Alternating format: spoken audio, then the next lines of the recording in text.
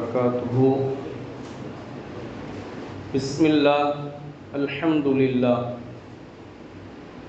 கணியத்திற்கும் பெருமதிப்பிற்கும் உரிய அல்லாஹ் நல்லடியார்களே, பாசத்திற்குரிய தாய்மார்களே, அன்பிற்குரிய சகோதர சகோதரிகளே, அல்லாஹ்வினுடைய மாபெரும் கிருபையினால் இன்றைய நாள் தராவீஹ் தொழுகையில் 23.25 ஜுஸ்வு நாம் நிறைவு செய்திருக்கிறோம். நாளையோடு 25 ஜுஸ்கள் நிறைவு பெற இருக்கின்றன. இதுபோன்று குர்ஆனை அதிகமாக நாம் ஓதி கேட்டு விளங்கி அமல் செய்யக்கூடிய தௌஃபீக்கை அல்லாஹ் நம் அனைவருக்கும் தந்தருள் புரிவானாக. இன்றைக்கு நாம் எடுத்துக்கொண்ட தலைப்பு கூட்டம் கூட்டமாக. அப்படின்னா என்ன? அல்லாஹ்வின் தூதர் ஸல்லல்லாஹு அலைஹி வஸல்லம் அவர்களிடத்தில் சஹாபாக்களுடைய சபையில் எப்பவுமே சஹாபாக்கள் ஒன்று குர்ஆனுடைய வசனங்களை வைத்து ஏதாவது ஒரு கேள்வியை விளக்குவதற்காக வேண்டி கேட்பார்கள், அல்லது நபிகள் நாயகம் ஸல்லல்லாஹு அலைஹி வஸல்லம் அவர்கள் சொன்ன அந்த நபி மொழியை வைத்து அதில் ஏதாவது ஒரு சந்தேகம் இருந்தால் அந்த சந்தேகத்தை நிறைவு செய்வதற்காக வேண்டி கேட்பார்கள், அல்லது தங்களுடைய வாழ்க்கையில் ஏதாவது முக்கியமான சட்ட ரீதியான விஷயங்கள் தெரிய வேண்டும் என்றால் அது பற்றி உண்டான கேள்விகளை கேட்டு நபி ஸல்லல்லாஹு அலைஹி வஸல்லம் அவர்களிடமே அதற்கான விளக்கத்தை அவர்கள் பெறுவார்கள். அந்த வரிசையில் ஒரு நாள் சபையில் நபிகள் நாயகம் ஸல்லல்லாஹு அலைஹி வஸல்லம் அவர்களிடத்தில் ஒருவர் இப்படி ஒரு கேள்வியை கேட்டார். கேட்டதுமே நபிகள் நாயகம் ஸல்லல்லாஹு அலைஹி வஸல்லம் அவர்கள் ஆச்சரியமாக அவரை பார்த்தார்கள். பார்த்ததோடு மட்டுமல்லாமல் அருமையான கேள்வியை நீங்கள் கேட்டிருக்கிறீர்கள் என்று சொன்னார்கள். அதில் ஒரு சில நபிமொழிகளில் இப்படியும் வருகிறது, கேள்வி கேட்பது என்பது அறிவின் ஒரு பகுதி, கேள்வி கேட்பது என்பது மடமையை நீக்குவதற்காக வேண்டி உள்ள அது ஆரோக்கியமான விஷயமாக இருக்கிறது, கேள்வியை இஸ்லாம் வரவேற்கிறது, கேள்வி கேட்டு தான் எல்லா விஷயங்களை தெரிந்து கொள்ளணும், அதுதான் அப்படிதான் இஸ்லாம் பரவி இருக்கிறது. அப்படிங்கிற வகையில் நபிகள் நாயகம் ஸல்லல்லாஹு அலைஹி வஸல்லம் அவர்களிடத்தில் ஒருத்தர் கேள்வி கேட்டார். யா ரசூலல்லாஹ், நல்லா கவனிங்க, ரொம்ப முக்கியமான கேள்வி.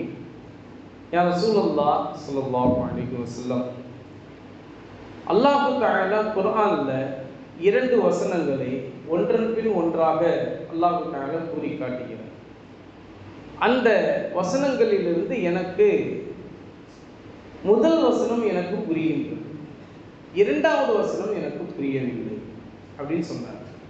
சொன்ன உடனே நபிகள் நாயகம் ஸல்லல்லாஹு அலைஹி வஸல்லம் அவங்க, அப்படி என்னப்பா உனக்கு புரியலை, அப்படி என்ன அதிலிருந்து உனக்கு சந்தேகம் வந்துச்சு, அப்படி என்ன உனக்கு கேள்வி எழுந்துச்சு அப்படின்னு சொல்லி கேட்டாங்க. கேட்ட உடனே அந்த சஹாபி அவர்கள் சொன்னாங்க, யா ரசூலல்லாஹ், அல்லாஹ் தஆலா சூரத்து ஜுமர் அந்த சூராவினுடைய கடைசி பக்கத்தில் 2 வசனங்களை அல்லாஹ் தஆலா இவ்வாறு கூறுகிறார். வஸீகல்லதீன கஃபரு இலா ஜஹன்னம ஸுமரா. இன்றைக்கு நம்ம ஓதிய சூறாக்கள்ல சூரத்து ஜுமரும் ஒன்று, சூரத்து ஸாது, சூரத்து ஜுமர், அதுக்கப்புறம் சூரத்து முஃமின், இப்படியாக நம்ம சூறாவை ஓதி நிறைவு செய்தோம். அதில் சூரத்து ஜுமர், அதில் கடைசி பக்கத்தில் அல்லாஹ் சொல்லி காட்டுகிறான், வஸீகல்லதீன கஃபரு இலா ஜஹன்னம ஸுமரா. இறை மறுப்பாளர்களை நாளை மறுமையில் நரகத்தின் பக்கம் கூட்டம் கூட்டமாக இழுத்து செல்லப்படும் என்று அல்லாஹ் தஆலா சொல்லி காட்டுகிறான். இது இந்த வசனத்தினுடைய பொருள். இப்போ இந்த வசனத்தினுடைய கருத்து எனக்கு புரியுது. இறை மறுப்பாளர்களை நீங்கள் போய் நரகத்தில் போய் விழுந்துருங்க அப்படின்னு சொன்னால் யாரும் நரகத்துக்கு போக ஆசைப்படுவாங்களா? சொல்லுங்க. மனிதர்கள்ல சொர்க்கத்துக்கு போக ஆசைப்படுவாங்களா, நரகத்துக்கு போக ஆசைப்படுவாங்களா? சொர்க்கத்துக்கு போக தான் ஆசைப்படுவாங்க. அப்போ நரகத்துக்கு போங்கன்னு சொன்னால் போக மாட்டாங்க இல்லையா? அப்போ இறை மறுப்பாளர்களை நரகத்தின் பக்கம் இழுத்து செல்ல வேண்டிய அவசியம் இருக்கிறது. அதனால அல்லாஹ் தஆலா வஸீகல்லதீன கஃபரு இலா ஜஹன்னம ஸுமரா, இறை மறுப்பாளர்களை நாளை மறுமையில் நரகத்தின் பக்கம் கூட்டம் கூட்டமாக இழுத்து செல்லப்படும் என்று அல்லாஹ் தஆலா சொல்கிறான் அல்லவா. இது எனக்கு புரிகிறது. அதற்கடுத்து அல்லாஹ் ஒரு வசனத்துக்கு அடுத்து இன்னொரு வசனத்தை சொல்லி காட்டுகிறான். வஸீகல்லதீன தகவ் ரப்பஹும் இலல் ஜன்னதி ஸுமரா,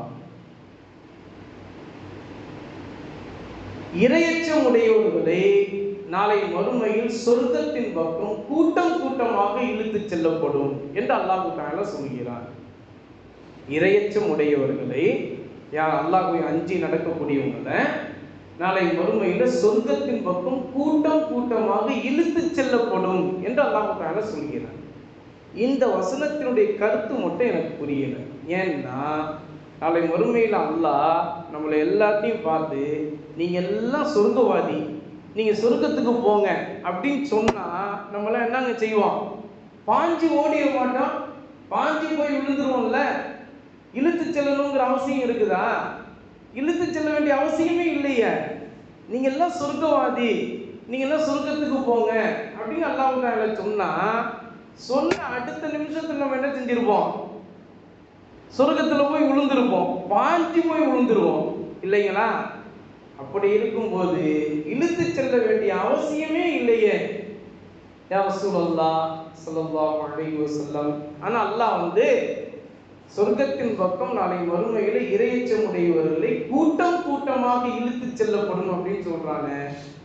இதுக்கு என்ன கருத்து அப்படின்னு கேட்டார். அப்ப நபி ஸல்லல்லாஹு அலைஹி வஸல்லம் அவர்கள் புன்னகை கொடுத்துட்டு அழகான முறையில் ரோஜா இதழ் எப்படி தன்னுடைய இதழை விரிக்குமோ அது மாதிரி நபி ஸல்லல்லாஹு அலைஹி வஸல்லம் சிரிச்சுட்டு சொன்னாங்க, அருமையான கேள்வியை கேட்டுவிட்டீர்கள். ஆனா அதற்கான பதில் நீண்ட பதில். அந்த பதிலுக்கு நாளை மறுமையில் நடக்கக்கூடிய நிகழ்விற்கே நாம் போய்விட வேண்டும் அப்படின்னு சொல்லிட்டு நபி ஸல்லல்லாஹு அலைஹி வஸல்லம் சொன்னாங்க. நாளை மறுமையில் அல்லாஹ்வினுடைய சன்னிதானத்தில் எல்லா மனிதர்களும் நிற்பாங்க. நாளை மறுமையில் அல்லாஹ்வுடைய சன்னிதானத்தில் எல்லாருமே நிற்பாங்க. இப்போ அல்லாஹ் தஆலா மலக்குமார்கள் மூலமாக இப்படி சொல்லி அனுப்புவான், அல்லாஹ்வின் அடியார்களே, உங்களில் யாரெல்லாம் நல்லவர்களோ அவர்களெல்லாம் வலது பக்கத்தில் இருந்து கொள்ளுங்கள், உங்களில் யாரெல்லாம் கெட்டவர்களோ அவர்களெல்லாம் இடது பக்கத்தில் நின்று கொள்ளுங்கள் அப்படின்னு சொல்லப்படும். நம்மள நல்லவங்கன்னு சொல்றதை தான் நம்ம விரும்புவோம் இல்லையா? கெட்டவங்கன்னு சொல்றத யாருமே விரும்ப மாட்டோம். இன்னும் சொல்ல போனால் நம்மளை கெட்டவன் நம்மளே சொல்லிக்க மாட்டோம் இல்லையா? அப்படித்தான். அப்போ நாளை மறுமையில் இப்படி சொல்லும்போது எல்லாரும் அப்படியே நிற்பாங்க. மலக்குமார்கள் இதை பார்த்துட்டு அல்லாஹ்ட்ட போய் சொல்லுங்க, யா அல்லாஹ், ஒவ்வொருத்தருடைய மனசுல எல்லாரும் தன்னை நல்லவன் நினைச்சு வச்சிருக்கிறனால எல்லாரும் அப்படியே தான் நிற்கிறாங்க. யாரும் வலது பக்கத்துக்கு நல்லவங்களும் இடது பக்கத்துக்கு கெட்டவங்களும் நிற்கிற மாதிரி தெரியலை. இப்போ என்ன செய்யலாம்? அப்படியா, அவங்களை அப்படியே சஜிதால விட சொல்லிடுங்க, சஜிதால விழுந்து விடுங்கள் அப்படின்னு சொல்லுங்க. யார் சஜிதாவில் விழுகின்றார்களோ அவங்க தான் நல்லவங்க முடிவு பண்ணிக்கணும். யார் சஜிதாவில் விழுவதற்கு முடியவில்லையோ அவங்க எல்லாம் கெட்டவர்கள் முடிவு பண்ணிக்கோங்க. கெட்டவங்களை பிடிச்சி போய் நரகத்தில் கொண்டு போய் சேர்த்துருங்க, நல்லவர்களை அப்படியே விட்டு வைங்க அப்படின்னு அல்லாஹ் தஆலா சொல்லுவான். அப்போ மலக்குமார்கள் அல்லாஹ்வின் அடியார்களே, அல்லாஹ்வுக்காக வேண்டி சஜிதாவில் விழுந்து விடுங்கள் அப்படின்னு சொல்லும்போது இந்த இடத்துல நிப்பாட்டிட்டு நபி ஸல்லல்லாஹு அலைஹி வஸல்லம் சொல்றாங்க, தோழர்களே, உங்களில் யாரெல்லாம் உலகத்தில் வாழ்கிற போது தொழுகையில் பேணுதலாக கவனத்தோடு தொழுகின்றீர்களோ அவர்களெல்லாம் நாளை மறுமையில் சஜிதாவில் விழுந்து விடுங்கள் அப்படின்னு அல்லாஹ் தஆலா சொல்லும் போது சஜிதாவில் விழக்கூடிய பாக்கியம் உங்களுக்கு கிடைக்கும்.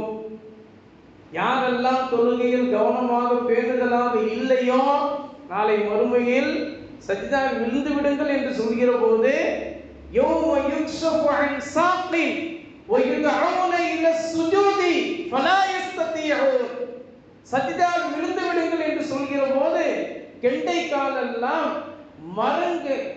மரங்களை எப்படி பூமியில் நட்டி வைக்கப்பட்டால் அப்படியே நின்று கொண்டு இருக்குமோ அதுபோல கெண்டை காலெல்லாம் அப்படியே இழுத்து நிப்பாட்டி வைக்கப்படும். சஜ்ஜால் விழுறதுக்கு முயற்சி பண்ணுவாங்க, இப்படி முடியாது. அவனுடைய முகங்கள் எல்லாம் கருப்பாக ஆகி கண்கள் எல்லாம் நடுநடுங்கி அப்படியே பயந்த சூழல்ல என்னமோ ஆக போகுது அப்படின்னு அப்படியே உடல் ஃபுல்லா இழிவான தோற்றத்துல, கேவலமான தோற்றத்துல நம்ம இழிவடைஞ்சு போய் இருக்கிறோமே. மற்றவங்களாம் சஜிதால நமக்கு பக்கத்துல நம்ம பாய் நமாசி அவர் சஜிதாவில் விழுந்து கிடக்கிறாரு. நம்மளை தொழுவ போகணும்னு சொன்னாரு, தொழுவுன்னு சொன்னாரு. நம்ம அப்பெல்லாம் கேட்கல, நம்ம அப்போ எங்கெங்கேயோ இருந்தோம். இப்போ அவர் சஜிதாவில் விழுந்து கிடக்கிறார், நான் சஜிதாவில் விழணும்னு முயற்சி பண்றேன், முடியலையே அப்படின்னு இருப்பீங்க. அதனால தோழர்களே, நாளை மறுமையில் அல்லாஹ் உங்களை சஜிதாவின் பக்கம் விழுந்து விடுங்கள் என்று சொல்கிற போது சஜ்ஜா விழுவதற்குண்டான பாக்கியம் உங்களுக்கு கிடைக்க வேண்டும் என்றால் உலகத்தில் வாழ்கிற போதே தொழுகையில் பேணுதலாக இருந்து கொள்ளுங்கள். இன்னைக்கு நம்மள எத்தனை பேர் தொழுகிறோம்? ரமதான் பெருநாள் முடிஞ்ச பிறகு பள்ளிவாசலே காலி ஆகிடும். அது வரைக்கும் அந்த தொழுகையாளிகள்லாம் காணாமல் போயிடுவாங்க, அட்ரஸே இல்லாமல். அப்புறமா தொழுகையாளிகளை தேட வேண்டியதாக இருக்கும் இல்லையா? வாரம் வாரம் ஜும்மாக்கு மட்டும் வருவாங்க, வருஷத்துக்கு பெருநாளைக்கு வருவாங்க, அல்லது நல்ல தினங்கள் ஏதாவது இருந்துச்சுன்னா வருவாங்க, அவ்வளோதான். அவங்க எல்லாருமே இந்த விஷயத்தில் கவனமாக இருக்கணும்னு நபி ஸல்லல்லாஹு அலைஹி வஸல்லம் சொல்கிறாங்க. சரி, இப்போ வாங்க இப்போ அந்த நிகழ்வுக்கு. நபி ஸல்லல்லாஹு அலைஹி வஸல்லம் சொல்கிறாங்க, அல்லாஹ் மலக்குமார்களை சொல்லி சஜ்ஜாவில் விழுந்து விடுங்கள் என்று சொல்லும்போது யாரெல்லாம் சஜ்ஜா விழுந்து கிடக்கின்றார்களோ அவர்கள் எல்லாம் நல்லவர்கள். சஜிதாவில் விழு யாரெல்லாம் விழுவதற்கு முயற்சி செஞ்சு அவங்க விழ முடியவில்லையோ அவங்க எல்லாம் நரகவாதிகள். அப்போ மலக்குமார்கள் அவங்கள அப்படி அடக்க தூக்கி கொண்டு போய் நரகத்தில் சேர்த்துருவாங்க. அதான் வஸீகல்லதீன கஃபரு இலா ஜஹன்னம ஸுமரா, இறை மறுப்பாளர்களை கூட்டம் கூட்டமாக நரகத்தின் பக்கம் இழுத்து செல்லப்படும் என்று அல்லாஹ் தஆலா சொல்றான். இந்த சஜிதாவில் விழுந்து கிடக்கிறாங்களே நல்லவர்களை அப்புறம் மலக்குமார்களை அனுப்பி, அல்லாஹ்வின் அடியார்களே சஜிதாவில் விழுந்தது போதும் எழுந்திரிங்க அப்படின்னு சொல்லி சஜிதாவில் எழுந்திரிக்க சொல்லுவான். எழுந்திரிச்ச உடனே அல்லாஹ் கேட்பான், என்னுடைய அடியார்களே, சொர்க்கத்தை விட எந்த கண்களும் கண்டிராத, எந்த காதுகளும் கேட்டிராத, எந்த உள்ளங்களாலும் உணரப்படாத, சொர்க்கத்தை விட இன்பமான ஒரு விஷயத்தை உங்களுக்கு நான் காட்டட்டுமா அப்படின்னு கேட்பான் அல்லாஹ். கேட்டோன்னு நம்ம எல்லாம் ஆச்சரியமா பார்ப்போம். யா அல்லாஹ், சொர்க்கத்தை விட இன்பம் தரக்கூடிய ஒரு விஷயம் இருக்கா? சொர்க்கம் தான் இன்பத்திலேயே மிகப்பெரிய இன்பம் அப்படின்னு சொல்லி இருக்கிற. அப்படிதான் நபிகள் நாயகம் ஸல்லல்லாஹு அலைஹி வஸல்லம் சொல்லி தந்திருக்கிறாங்க. அப்படிதான் நாங்கெல்லாம் படிச்சிருக்கோம். சொர்க்கம் தான் இறுதியான இன்பம். அதை விட ஒரு இன்பத்தை இந்த உலகத்துல நாளை மறுமையில எங்கேயுமே தேடி போக முடியாது. அப்படிப்பட்ட இன்பம் சொர்க்கம் தான் அப்படின்னு சொல்லப்பட்டிருக்கும் போது சொர்க்கத்தை விட ஒரு இன்பம் தரக்கூடிய ஒரு விஷயம் இருக்கா அப்படின்னு எல்லாரும் ஆச்சரியமா பார்க்கும்போது அப்ப அல்லாஹ் சொல்லுவான், ஆமா, சொர்க்கத்தை விட மிகவும் இன்பம் தரக்கூடிய ஒரு விஷயம் இருக்கு. என்ன தெரியுமா? உங்களுடைய கண்களால் என்னுடைய ஒளி பிரகாசத்தை, தஜல்லியாத் நூரியாத் என்ற என்னுடைய தஜல்லியத்தான ஒளி பிரகாசத்தை, பௌர்ணமி நிலவை எப்படி நீங்க பார்க்குறீங்களோ அப்படி நீங்க பார்க்கறது தான் உங்களுக்கு மிகப்பெரிய ஒரு இன்பம் அப்படின்னு சொல்லி அல்லாஹ் தன்னை முழுமையாக, முழுமதி நிலாவை எப்படி பார்க்கிறோமோ அப்படி அல்லாஹ் தஆலா தன்னை காட்டுவான். நம்மளும் பார்ப்போம், பார்த்துக்கிட்டே இருப்போம், பார்த்துக்கிட்டே இருப்போம், பார்த்துக்கிட்டே இருப்போம். கண்களை அசைக்காம, உடலை அசைக்காம அப்படியே மரக்கட்டைகளாக அல்லாஹ்வுடைய நூறானியத் என்கின்ற தஜல்லியாத்துகளை பார்த்துக்கிட்டே இருப்போம். அந்த இன்பம் அப்படியே உடல் முழுவதும் பரவும்.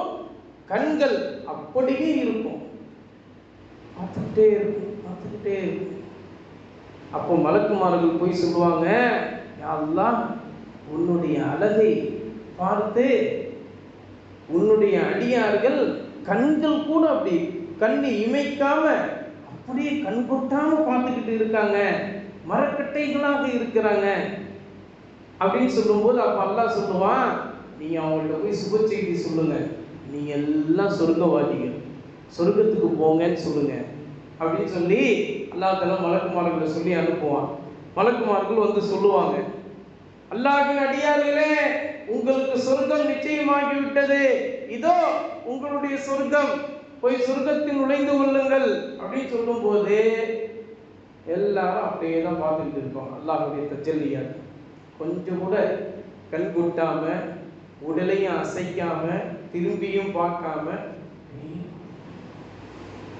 மலக்குமார்கள் இது சரி வராது, திரும்ப அல்லாஹ்ட்ட போய், யா அல்லாஹ் சுப செய்தியும் சொல்லியாச்சு, அல்லாஹ்வுடைய அடியார்களும் சொல்லியாச்சு, உன்னுடைய தஜல்லியாத்தை பார்த்துக்கிட்டே தான் இருக்கிறாங்க, கொஞ்சம் கூட கண்ணை அசைக்காம அப்படியே தான் இருக்கிறாங்க, என்ன செய்யலாம்?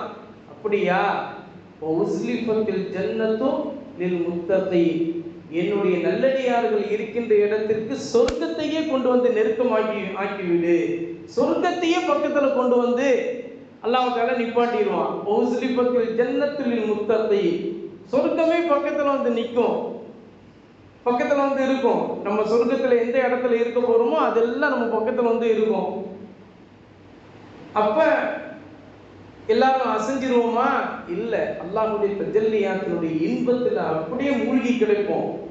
அப்பதான் அல்லாஹ் சொல்லுவான், சொர்க்கத்திலே பக்கத்துல பக்கத்துல கொண்டு வந்து வச்சு மூடுமா, என்ன பார்த்து சந்தோஷத்துல இன்னும் இருக்கிறாங்க, அம்மா யா அல்லாஹ், அப்ப அவங்களை இழுத்து சென்று சொர்க்கத்தில் அடைத்து விடுங்கள் அப்படின்னு அல்லாஹ் தஆலா சொல்லுவான்.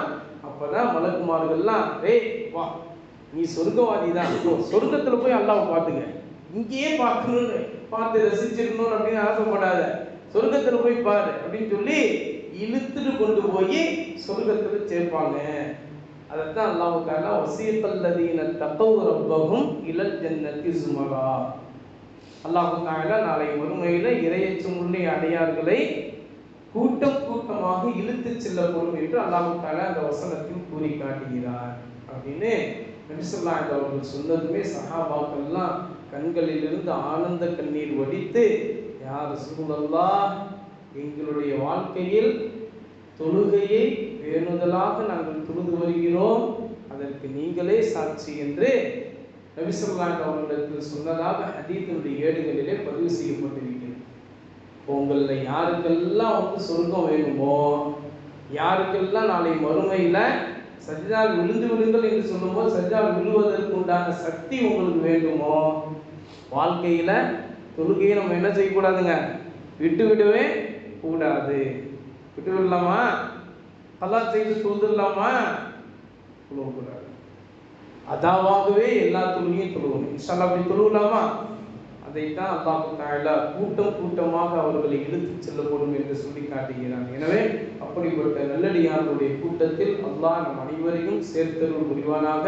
நம்முடைய சாலிஹான மனைவி, சாலிஹான பிள்ளை செல்வங்கள், சாலிஹான உறவினர்கள், சாலிஹான முஸ்லிம்கள் அனைவரையும் அல்லாஹ் தஆலா அப்படிப்பட்ட நல்லடியார்களுடைய கூட்டத்தில் சேர்த்து நாளை மறுமையிலே ஜன்னத்துல் ஃபிர்தௌஸ் என்று சொல்லப்படுகின்ற உயர்ந்த சுவனத்தில் உயர்ந்த நல்லடியார்களோடு நம் அனைவரையும் பிரவேசிக்க செய்வானாக.